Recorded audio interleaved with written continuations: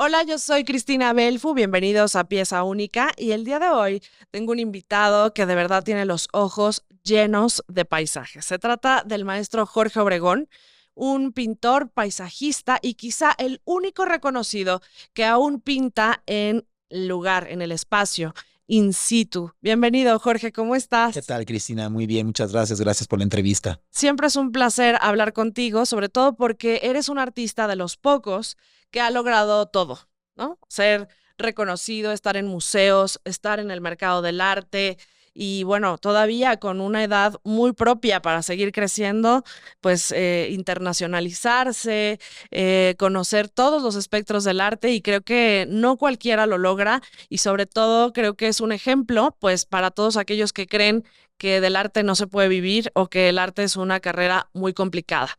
Es el ejemplo, el maestro Obregón, de que cuando eres capaz y eres el mejor, no hay ninguna barrera para poder lograr el éxito. Cuéntame, Jorge, para ti, ¿qué es observar? Observar, bueno, antes que nada, gracias por tantas flores. No, digo, es un camino Es largo, la es verdad. difícil. Es difícil. Digo, hay mucho todavía que hacer, ¿no? Yo cada vez que me levanto veo, ¿no? Los proyectos, lo que sigue, qué sigue después de esto y me cuestiono. Y bueno, lo que me acabas de preguntar, ¿qué es observar, no? Esa forma de percibir, ¿no? A través de los ojos, pero que también yo utilizo todos los sentidos. Cuando yo voy al campo y pinto en vivo, ¿no? Al aire libre, estoy abierto a todos los sentidos para poder captar, en este caso, la luz, la atmósfera en el paisaje, no nada más de manera visual, sino extrasensorial, ¿no? Uno está escuchando, uno huele, uno siente la temperatura, uno está inmerso, ¿no? En este espacio-tiempo, ¿no? Que se va transcurriendo, que se va modificando con la luz, el viento. Entonces, para mí es observar, es reunir todos estos elementos, todas estas formas de percibir, de sentir y plasmarlas, ¿no? A través del pincel, ¿no? De la pintura o del dibujo en un cuadro y que el espectador cuando lo vea le diga algo, se emocione, lo sienta, ¿no? Lo perciba. Entonces, para mí observar es todo este proceso, ¿no? Que conlleva para yo poder expresar algo con la pintura. ¿Cómo empieza tu romance Ujú. con el paisaje, con la naturaleza? Ok, bueno, comienza yo desde que era niño, hacía mucho senderismo, subía a las montañas. ¿Eh? Me encanta mucho el tema de la aviación. Entonces, cuando yo me subo a los aviones, me encanta ver la vista desde arriba, las vistas aéreas, analizar. He hecho muchas maquetas topográficas, entonces conjuntar todo esto que te platico, ¿no? El gusto de las vistas aéreas, de hacer maquetas y de estar caminando en la montaña, lo fui reuniendo y al entrar yo a la Escuela de Artes Plásticas en el año de 1990, la escuela estaba en las afueras en Xochimilco, era una zona ya prácticamente rural, entonces el tener este contacto con la naturaleza alrededor de la escuela me llevaba a que muchas veces podía yo salir de las clases y ir y dibujar afuera. O sea, no nada Ah, más el modelo de figura humana, sino que nos íbamos a la milpa, a la montaña, y dibujaba eso. Entonces, eso me empezó a reconectar con todo esto que pues, en la juventud, en la infancia, yo tenía de gusto. Y aunado a esto, el primer maestro que yo tuve de técnica de los materiales fue el maestro Luis Nishizawa. mm, Entonces, yo pintaba mi modelo, mi manzana, el bodegón que nos pedía, ¿no? De que ejecutáramos de clase. Y posteriormente yo le sumaba a ese ejercicio un paisaje. Que lo hacía de foto, hacía un dibujo y él siempre me preguntaba que de dónde lo sacaba. Le decía, no, lo saqué de esta foto. Me decía, no, no pinte de foto, pinte de natural. Entonces yo siempre le decía, ¿y cómo se hace eso? Yo nunca lo he hecho.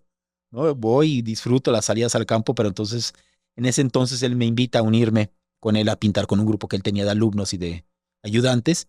Y es ahí donde yo creo que se detona esta conexión sensorial, ¿no? Que yo traía ya este claro. gusto y quería yo ser pintor, pero no sabía bien qué iba a pintar. Entonces se juntan estas dos cosas y es por ahí que empiezo yo a hacer mi camino. ¿Y cómo hay ese detonante, no? El Mm. maestro que te dice, ¿por qué no vas por aquí? Porque que Claro, reconoce un claro, qué potencial en ti. importante es un guía, ¿no? Claro, Un buen maestro que observe, ¿no? El sí. potencial y que lo pueda detonar. Y yo agradezco mucho que en ese entonces me haya invitado, porque si no me hubiera invitado, igual yo estaría haciendo otra cosa, no sé. Ay, qué O mi interesante. evolución hubiera sido muy distinta, ¿no? Me parece muy interesante que además lo reconozcas, ¿no? O Ah, sea, sí, a esta claro. distancia y Sí, ya sí, hace sí. años que falleció el maestro Claro, Nishizawa, claro, pues que todavía recuerdes quién fue esta persona que te claro. dijo, Que me marcó, ¿no? Que me esto es dejó. lo que Claro. tú puedes Lo hacer. puedes hacer y tienes el potencial. Y bueno, al final, yo de la universidad en la carrera, pues hice la carrera de 4 años de licenciatura y al final iba a hacer una tesis. Ok. Entonces yo me acerqué con el maestro, le dije, oiga, maestro, ¿cómo ve? Y me dice, pues tú haces paisaje. Le digo, pero tengo que hacer una tesis. Me dice, pues no hay tesis de paisaje. Así como diciéndome, préndete el foco Ahí y está. éntrale la investigación. Entonces, junto con él y con el maestro Aureliano Sánchez, que fue mi director de tesis y el maestro de dibujo, me empezaron pues, a insistir y a exigir que hiciera una investigación conceptual de lo que yo estaba haciendo. Entonces, lo que yo hice fue hacer un análisis del espacio en el paisaje a partir de sus orígenes en China, cómo llega a Europa el tema, y luego cómo de Europa llega con los artistas viajeros a México, cómo se desarrolla toda esta tradición paisajística. Y entonces mi aportación que yo doy con mi tesis es hacer un análisis del espacio en el paisaje desde un marco histórico, todo esto que te platiqué, y práctica. Entonces yo propuse pintar todo el eje volcánico mexicano. Entonces me llevé 2 años de escalar todos los volcanes de Veracruz a Nayarit, llevando en práctica todos estos conceptos de espacio, desde cómo se percibe con el taoísmo, el paisaje en China de una manera de filosofía y de religión, de contemplación de la espiritual. naturaleza espiritual, cómo llega en Occidente, occidentalizado el paisaje a México, cómo se trabaja aquí. Y entonces esta fusión occidental-oriental del espacio, la analizo yo, la ejecuto. ¿Y por qué el oriental? Uno, por el estudio que yo hice histórico, y lo otro por el maestro Nishizawa, que él tiene una forma muy oriental de percibir el Sí, paisaje, ¿no? Entonces, al final fue esta unión de estudios, de práctica que llevo a cabo, y esa es la razón por la cual empiezo yo a profesionalizarme en el paisaje, ¿no? claro. Ese empujón que me dieron en la universidad para hacer una tesis, una investigación de paisaje, y de ahí he hecho ya diversos paisajes y más bien proyectos de paisaje, en el cual tengo que hacer todo un estudio, un marco histórico, conceptual para cada uno de ellos. Claro, que eso es lo que te hace un artista sumamente completo, porque no nada más tienes un talento y una técnica para pintar, sino Ujú, que hay un proceso ujú. de investigación científica detrás de todos tus proyectos. Así Y es. bueno, pues yo creo que todo esto que nos cuentas está ya muy claro en la exhibición que en este momento está en el Museo Caluz, que se llama Un retrato del tiempo, y que es el resultado Así de es. toda una investigación científica de tu parte en una obra plástica que me parece maravilloso. Así es. Cuéntanos de este proyecto y cómo es que surgió a partir de la pandemia. Ok, mira, este proyecto surge en el año 2020, en marzo, que nos encierran. Pues entra la angustia, entra la incertidumbre, ¿no? ¿Qué va a seguir? ¿Qué voy a hacer? ¿No? Entonces, encerrados, dije, pues me voy a dedicar a escribir proyectos que tengo todavía como que en mente, quiero vaciar las ideas en papel. Y en ese momento que empiezo a hacer eso, me doy cuenta que estaba abierta la convocatoria del FONCA, del Sistema Nacional de Creadores de Arte, y que se cerraba el 30 de abril. Entonces yo me puse a escribir, y dije, bueno, pues todo este escrito, todo este tema que estoy haciendo, desarrollando, lo puedo proponer como un proyecto de beca.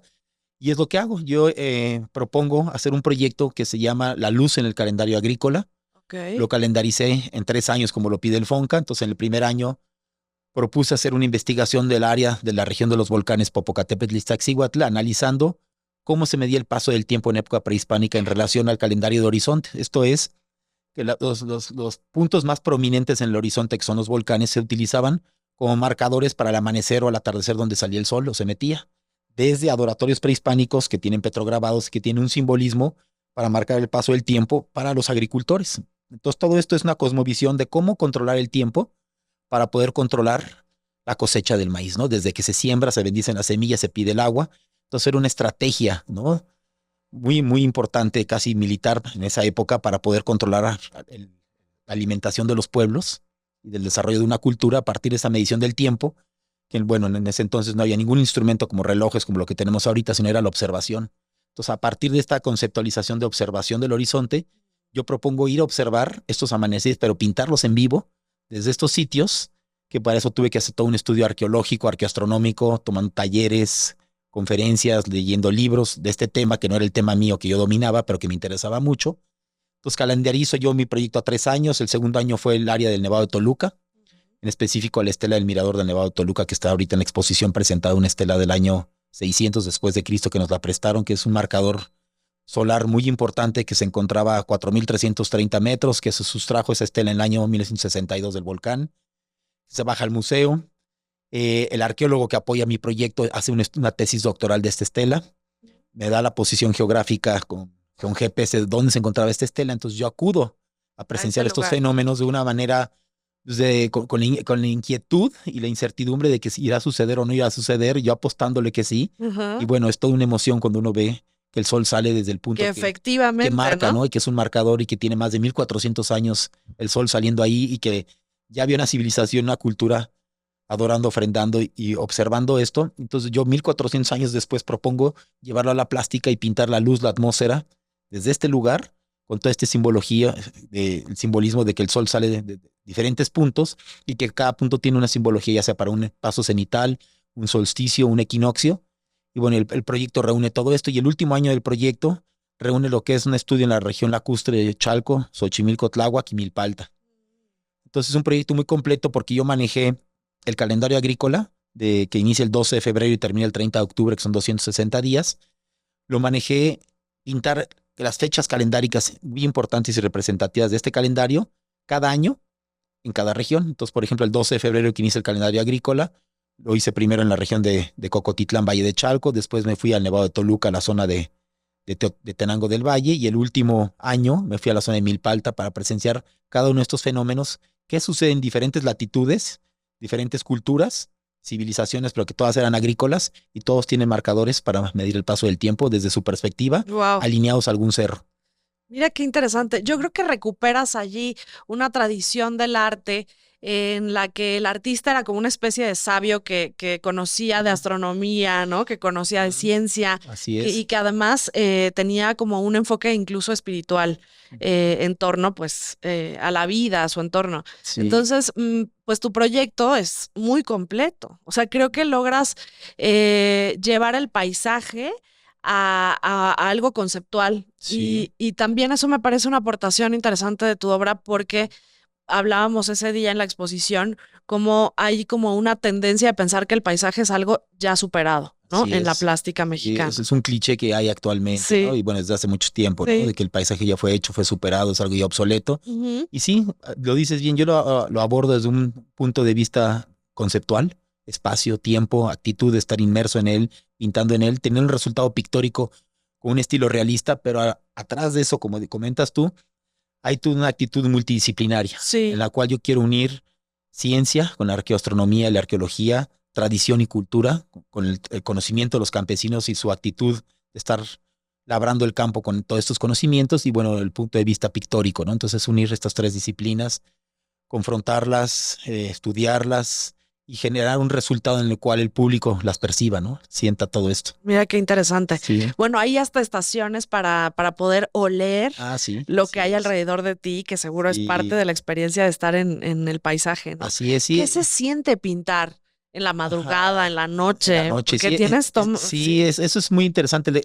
La museografía, con los museógrafos del museo y la curaduría, al yo estarles platicando el proyecto, quisieron hacer una exposición en la cual fuera una experiencia sensorial, en el cual todo lo que yo les estoy platicando lo sintieran al entrar a la sala. Entonces, desde que uno entra a las salas, la luz está calibrada en cada cuadro de una manera específica, la temperatura, la intensidad lumínica, para que se diferenciara un amanecer, un atardecer, la sensación de la noche en los cuadros nocturnos.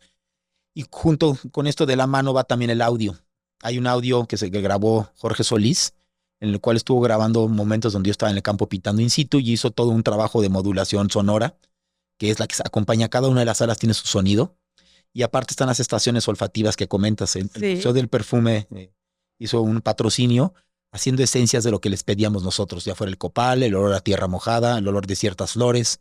Entonces tú llegas a una sala, escuchas, ves, percibes la temperatura, la luz, pero aparte puedes oler, estás escuchando estos sonidos, entonces se vuelve una experiencia sensorial que es lo que yo viví, ¿no? Esto que ahorita me preguntabas de, bueno, ¿y qué pasa en la noche, no? Cuando tú subes y bueno, atrás de todo esto el qué pasa es la logística, cómo organizo todo esto. Entonces, para llegar yo a pintar un amanecer, muchas veces llegaba un día antes y acampaba, o llegaba a las 3 4 de la mañana, bajaba mi equipo, me ponía una lámpara en la frente y hay que caminar de noche a buscar el sitio, que previamente lo fui a buscar, lo marqué en todo un proceso, ¿no? De búsqueda. Entonces todo esto va enriqueciendo y permeando, ¿no? El caminar de noche con una lámpara, ¿no? Vas caminando y vas esperando un momento y estás pidiendo que se dé, que no vaya a estar nublado, porque pues, no depende de tantos factores para que se llegue a dar este fenómeno y que en muchos casos no se dieron porque estaba nublado y no salió el sol y había que esperar otro año para volver a ver ese momento, ¿no? Entonces, mucha resiliencia, paciencia. Y bueno, yo creo que también es mucho estudio del lugar, ¿no? Estudiar el clima, estudiar el lugar donde voy a llegar yo, cómo voy a poner el caballete, cómo voy a Claro. trabajar, el viento, el frío, ¿Qué ¿no? descubriste de ti, Jorge, en este proceso, en este viaje? Pues descubrí que yo pude ir mostrándome a mí mismo toda la experiencia que yo tengo de 30 años de trabajar el paisaje in situ al aire libre, que he trabajado en muchos lugares, tanto en México como en el extranjero. He trabajado a 45 grados de temperatura en el Gran Cañón en el Colorado, he estado bajo Wow. cero en la nieve a 25 grados en las Rocallosas. Entonces, toda esta forma de trabajar al final me llevó a que yo puedo adaptarme, puedo trabajar y puedo estar yo con más que nada con los sentidos muy abiertos, muy atento a percibir lo importante, lo esencial de cada lugar, para poder transmitirlo con una pintura, ¿no? No nada más es llegar y hacerlo de una forma mecánica, ya me sé la fórmula, ya sé qué colores, pum, pum, lo plasmo y ya me voy, sino también es un proceso de adaptación, de asimilar el espacio, el tiempo, ¿no? Que uno está viviendo en el cambio de la luz en el paisaje. Y yo creo que eso es lo que me lleva, ¿no? El darme cuenta que todo este conocimiento que tengo atrás, técnico, de conocimiento del espacio, ¿no? De los lugares, me lleva ahora a tratar de plasmarlo y sobre todo de llevarlo a la sensibilidad del público, ¿no? Que realmente lo transmita, que ese es el Claro. objetivo. Si tú fueras un paisaje, ¿cómo serías? Híjole, no sé, muy cambiante. Yo creo que depende Sí, del temperamento, ¿no? la Puede ser estación. nocturno, puede ser, sí, porque por ejemplo ahorita, vean qué cambiante está ahorita el clima aquí en México, ¿no? Hace 2 semanas estábamos muriéndonos de calor, Sí. seco, calorón extremo y ahorita la lluvia, cómo nos cambió todo. Y es eso, ¿no? Si ahorita que me preguntas eso, pues yo creo que puede ser así de cambiante, ¿no? Puedo ser húmedo, lluvioso, depende del estado anímico, puede ser seco y frío, ¿no? Yo creo que varía mucho, ¿no? Puede ser un amanecer, un atardecer. Fíjate qué interesante porque realmente lo que podemos observar de ti es una consistencia y una constancia tan puntual, tan profesional que pues te ha Mm. llevado a ser el Ajá, artista que eres, ¿no? ¿Qué nos gracias. dirías Ajá. que ha sido para ti la clave del éxito que tienes ahora? Pues mira, yo se los digo sobre todo a los alumnos que llego a tener. Yo de repente doy talleres. Con esto de la beca tuve que dar una retribución social. Claro, Me fui a las comunidades donde yo fui a pintar. Estuve dando talleres en Cocotitlán, Valle de Chalco, Ixtapaluca, con gente que tiene muy pocas oportunidades y que no se les abre tan fácil. Y me decían, ¿qué me recomienda, maestro, para yo poder ser un pintor? Yo quiero pintar, pero ¿qué tengo que seguir de camino? Entonces yo les dije, se tienen que profesionalizar, pero sobre todo tienen que ser muy honestos con cada uno consigo mismos. Tienen que saber qué es lo que quieren. No seguir una moda porque se debe de seguir, sino ustedes deben de estudiar, conceptualizar su obra, qué es lo que quieren, a dónde quieren llegar, tener eso muy claro. Y para eso tienen que estudiar mucho, dibujar mucho, tener una disciplina, ser muy disciplinados, muy constantes, ¿no?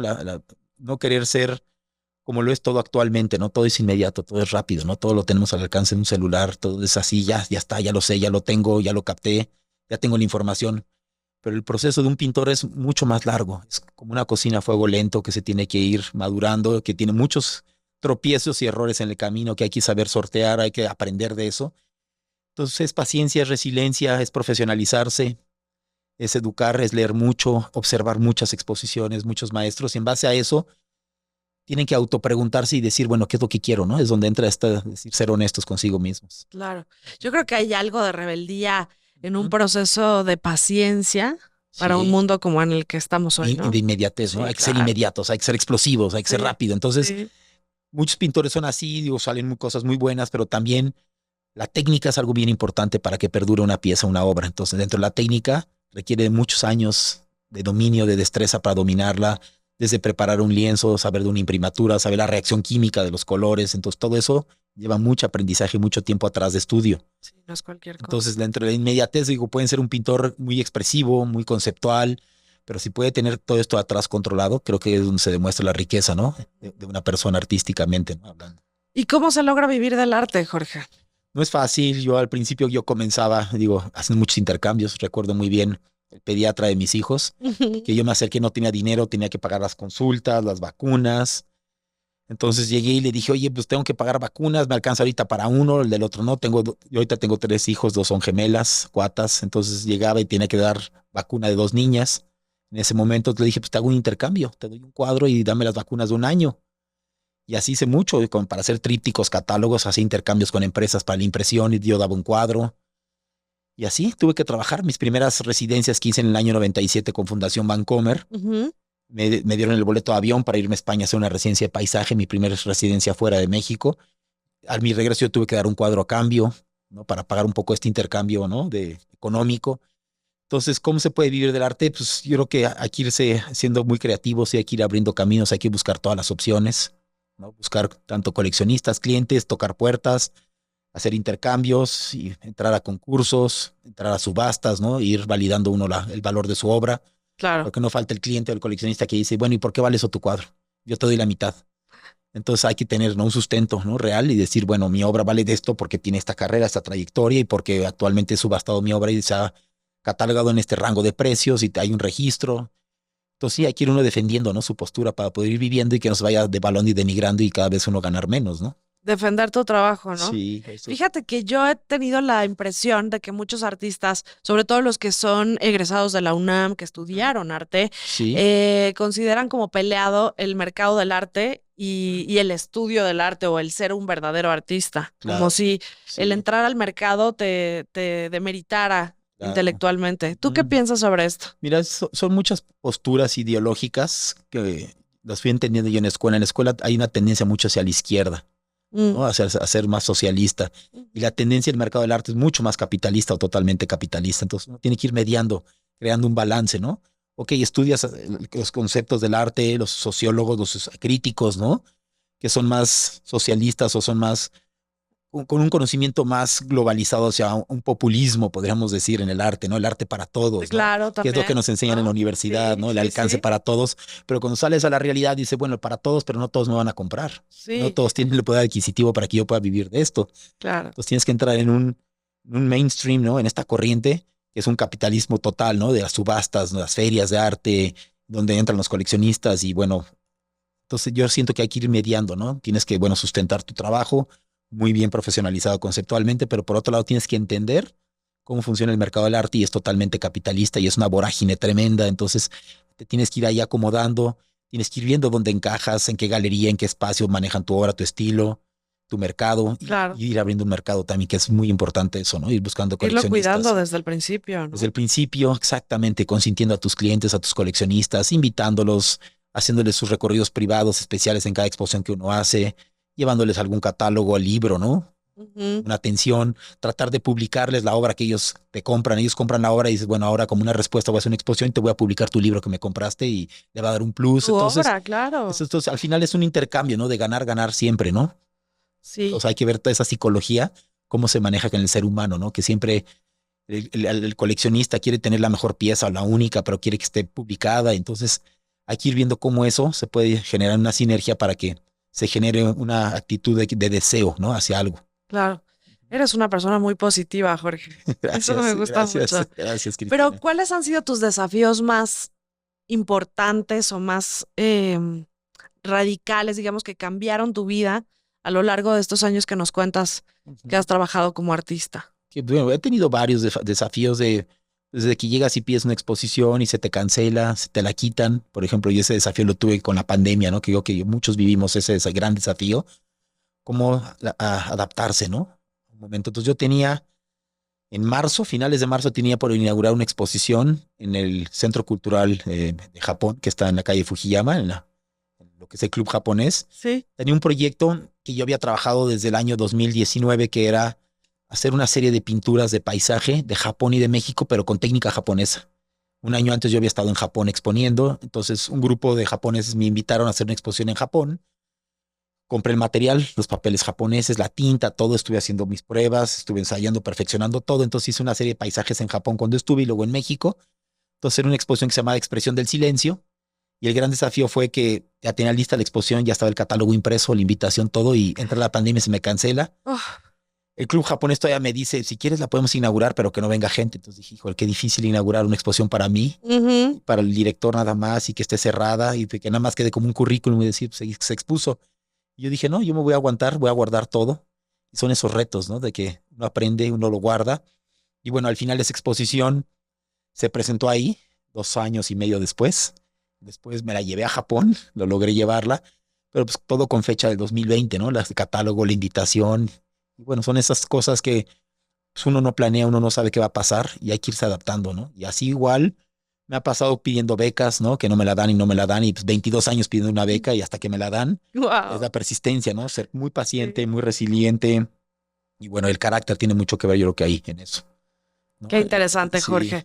Pues muchísimas gracias por de que estar a ti, Cristina. con nosotros en Pieza Única. Ya lo saben, la resiliencia, la paciencia, la disciplina y por supuesto la pasión son claves para poder tener el éxito en el mundo del arte. Muchas gracias por acompañarnos. Yo soy Cristina Belfu y nos vemos en la próxima emisión.